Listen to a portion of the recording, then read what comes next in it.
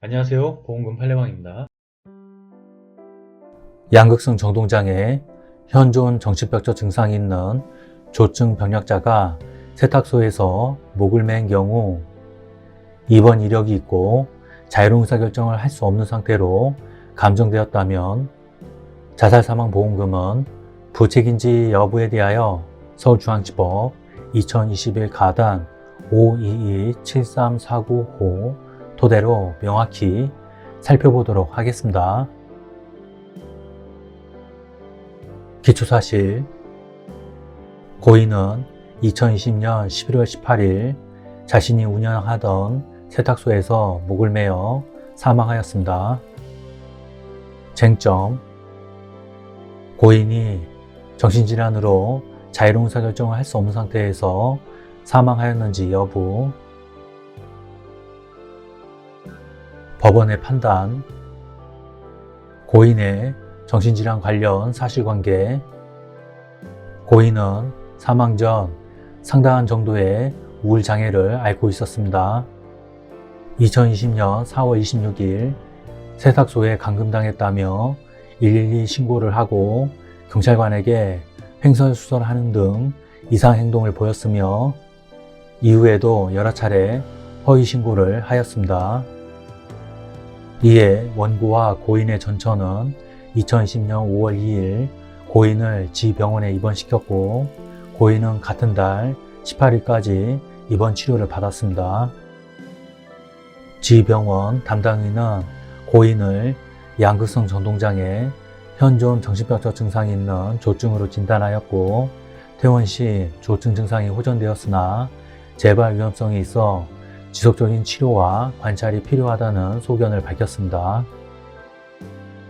퇴원 후 고인의 상태, 고인은 지병원 퇴원 후에도 이 정신건강의학과에서 불면, 불안, 피해사고, 불안정한 정동 등의 증상으로 사망 직전인 2020년 11월 13일까지 통원치료를 받았습니다. 2020년 7월경 이원 조정이 성립한 후 혼자 세탁소를 운영하면서 여전히 불안한 모습을 보였고 합리적 이유 없이 다른 사람에게 시비를 걸거나 화를 냈으며 원고와 친척에게 전화하여 세탁소를 온 손님이 불을 지르려 한다는 등의 말을 하기도 하였습니다. 사망 직후 세탁소에서 우울증으로 처방받은 약 봉투가 발견되었습니다. 감정의 의견, 법원의 진료기록 감정 촉탁에 따라 고인의 진료기록 등을 검토한 정신건강의학과 전문의는 고인이 양극성 정동장애를 앓고 있었으며 사망 당시 자유로운 의사결정을 할 수 없는 상태에서 자살에 이른 것으로 판단된다는 감정의견을 제출하였습니다. 피고의 반박에 대한 판단, 피고는 고인이 지병원 입원 전 정신과적 병력이 없고 퇴원 후 정상적으로 세탁소를 운영한 점 등을 들어 자유로운 의사결정을 할 수 없는 상태였다는 증명이 부족하다고 주장하였습니다. 그러나 법원은 고인이 지병원 입원 당시 양극성 정동장애를 앓고 있었음이 분명하고 퇴원 후에도 조증 증상이 완치되었다고 보기 어려우며 여전히 양극성 정동장애 등을 겪고 있었다고 판단하였습니다. 고인이 세탁소를 운영하기는 하였으나 전초와 형은 고인이 혼자 세탁소를 운영하면서 더욱 힘들어했다고 진술하였습니다. 법원은 피고가 지적하는 고인의 자살 방식, 감정의의 표현 등도 최근 대법원 판례에 비추어 받아들이기 어렵다고 판시하였습니다.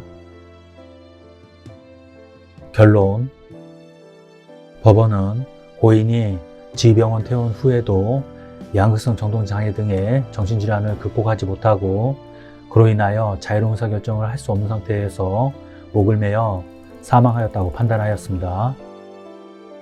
따라서 법원은 피고에게 원고에게 약 5,800여만 원과 이에 대한 지연 손해금을 지급하라고 판결하였습니다.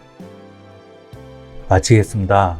긴 시간 시청해 주신 점 고맙습니다.